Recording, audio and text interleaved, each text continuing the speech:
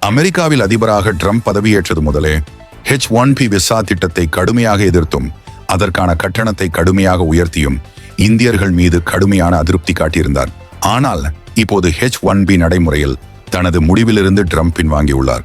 இது தொடர்பாக தனியார் செய்தி நிறுவனம் ஒன்றுக்கு பேட்டியளித்த போது H-1B விசா திட்டத்தால் அமெரிக்க தொழிலாளர்களின் ஊதியங்கள் குறையுமா என்ற கேள்விக்கு பதிலளித்த ட்ரம்ப், ஆம், இதை நான் ஏற்றுக்கொள்கிறேன்.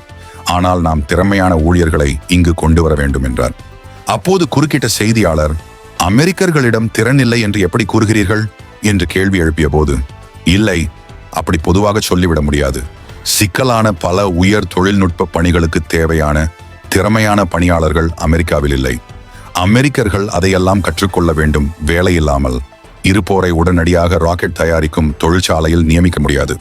படிப்படியாகவே முன்னேற்ற வேண்டும். உலகம் முழுவதிலும் இருந்து திறமையானவர்களை அமெரிக்கா ஈர்ப்பது மிக அவசியம் என்று ட்ரம்ப் கூறினார்.